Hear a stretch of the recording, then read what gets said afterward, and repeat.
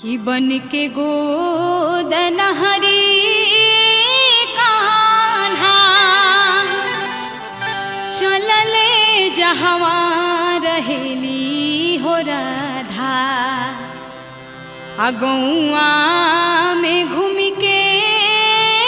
कहे हई नंद के ललनवा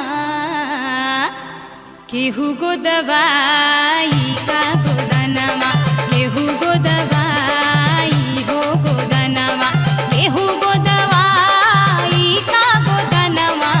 केहू गो दवाई हो गोदनमा केहू गो दवाई हो गोदनमा केहू गो दवाई का गोदनमा केहू गो दवाई हो गोदनमा केहू गो दवाई का गोदनमा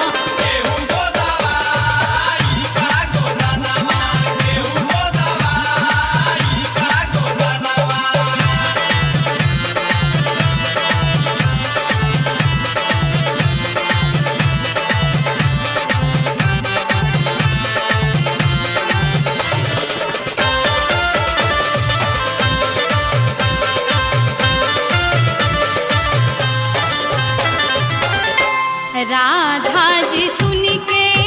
बोली अपनी के बड़िया खोली राधा जी सुन के बोली अपनी के बड़िया खोली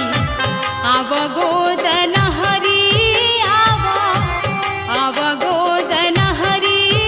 आवा कि आवा गोदन हरी आवा गोदन हरी आवा हमारी हो अंगनवा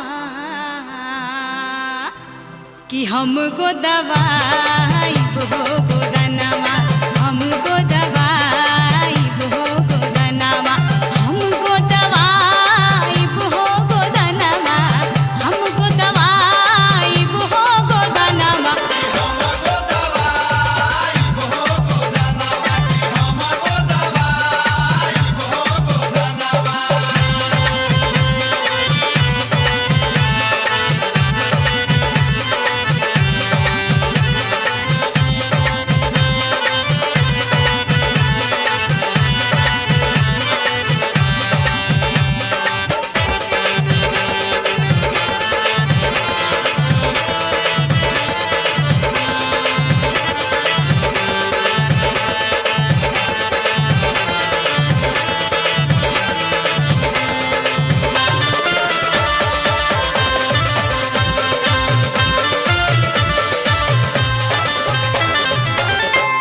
कान्हा जब धैले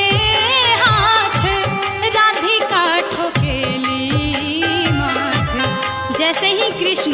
राधिका का हाथ पकड़ते हैं राधिका समझ जाती है कि ये तो छलिया है खेला ही कुछ और है कान्हा जब धैले हाथ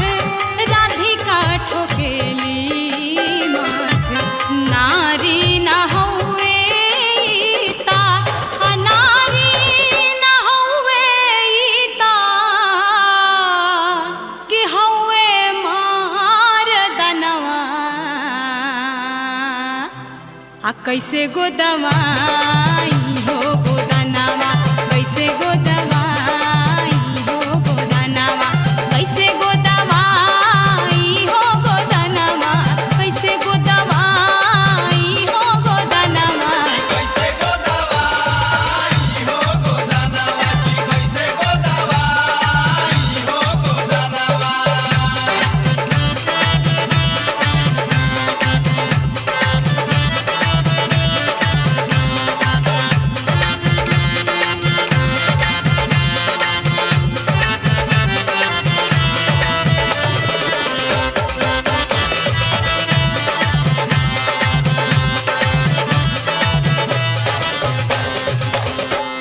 भेद जब जनली सखिया कहले कन्हैया रसिया जब कृष्ण का भेद खुल जाता है तो सारा इल्जाम राधिका पर डाल देते हैं। भेद जब जनली सखिया कहले कन्हैया रसिया तोहरे कारण हम भैली तोहरे कारण हम भैली कि तोहरे कारण हम भैली तोहरे कारण हम भैली अमरद से जननवा कि तनी गो दवाला हो गोदनवा तनी गो दवाला हो गोदनवा तनी गो दवाला हो गोदनवा तनी गो दवाला हो गोदनवा तनी गो दवाला हो गोदनवा की तनी गो दवाला हो गोदनवा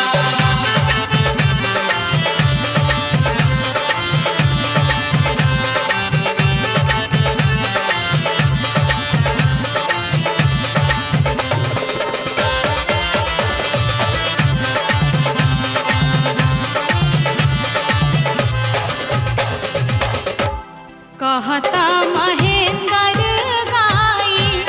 राधिका मने मुस्काई राधिका जी मन ही मन मुस्कुरा रही है